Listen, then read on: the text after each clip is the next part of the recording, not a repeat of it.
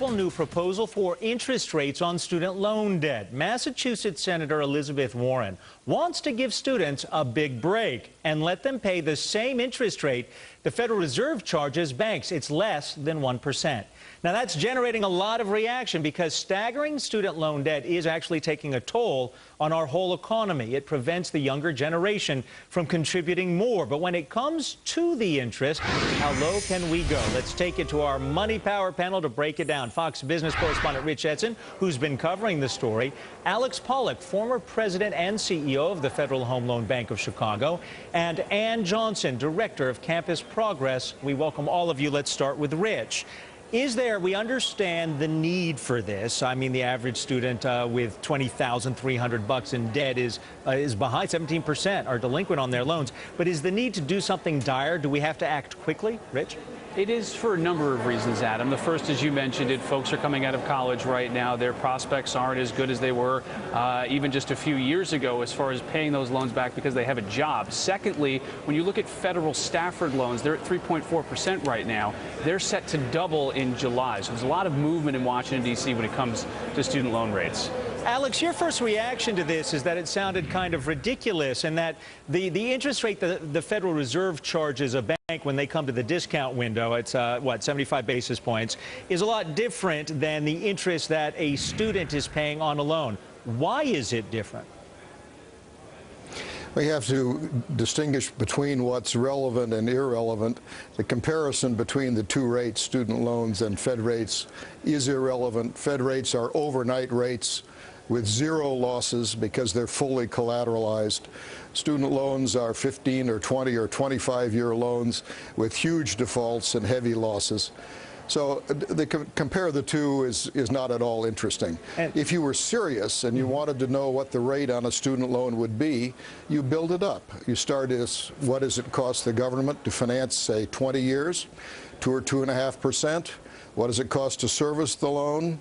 1 or 1.5%. What are the losses going to be going forward? 20+ percent default rates on life of loan, and you add all that up, and especially on loans which are you calculate a rate that you could set in stone. Right. Well, Ann, he's bringing up a point. And that's the only logical way to do it. Well, I don't know. I'll let you say that's the only logical way. I think there are going to be a lot of people who disagree. But Ann, you've actually pointed out that the federal government makes billions of dollars off of student loans currently. Why? Wouldn't you want to have a kind of a baseline zero sum to keep interest rates low? Yeah, so the federal government actually does make billions of dollars a year loaning money to students. The government borrows money at about 2% interest rate and then loans it out to students at 3.4%. As was mentioned earlier, it's set to double on July 1st to 6.8%. And so the government's actually making billions of dollars off lending money to students. We obviously think that that's wrong. Students should be an investment that we're making. We should make sure that students can afford to go to college, they can get a degree, and they can contribute to the economy in the long term. So Alex, do you think that young people who have college loan debt are going to have some kind of perhaps a force to try and push Congress in Elizabeth Warren's direction? Or do you think that this thing is dead on arrival? My guess is it's dead on arrival. We have to add in a lot of other expenses, particularly the expense of heavy defaults on loans which are not underwritten. A more serious thing to do would be to look at the whole structure of student loans, and I have a recommendation for everybody to look at. It's called an immodest proposal by Richard George, who's the head of one of the major student loan servicing companies.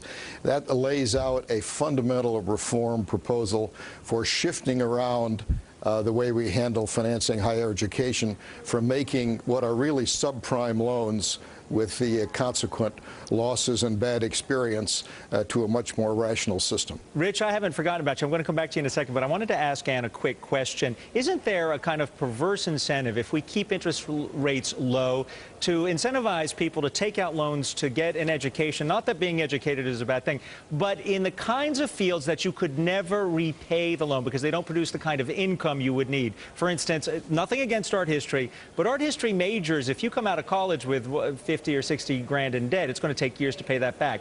Isn't this the kind of thing we'd want to avoid? Well, look, I mean, I think Americans know that a higher education is a pathway to the middle class. They know that it's really important to get a degree to be able to get a good job. And college is the way that you get a degree, and you get a good job, and you get a middle class life. And so when you look at students who are trying to access higher education, they don't have a lot of options. Tuition has gone up over 1,000% in the last 30 years, and students are filling the gap with borrowing. And I agree that their whole system needs to be looked at. We need to figure out why it is that we're financing education through debt, and figure out, are there better ways to do this? Can we control costs? Can we hold colleges and universities accountable? Can we make sure that students have access to Pell Grants and other federal programs? And most important, can we keep tuition down and support state and local funding? Rich, is anybody other than Elizabeth Warren addressing the issue of student loan debt from the vantage point that Ann just pointed out? Sure. Congressional Democrats and Republicans and even the White House. And what it seems like what will mostly happen on Capitol Hill is not this Federal Reserve proposal, which a number of Republicans say is too political. I mean, in Capitol Hill, what a shock.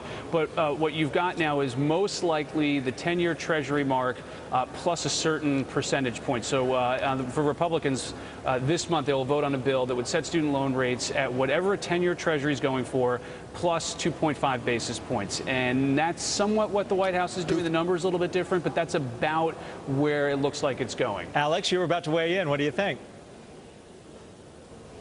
Well, that's an attempt to do what I was talking about, which is build up what the rate has to be from its economic fundamentals. And we need to do that in addition to doing the more fundamental look at how the whole system works, including reducing cost, giving colleges serious skin in the game, because they're just like mortgage brokers who take the money and don't have to worry what happens next.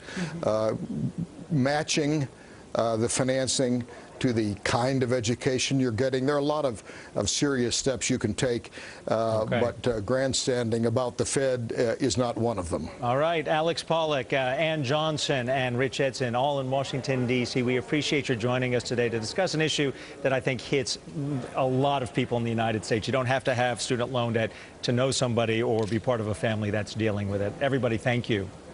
Thank you.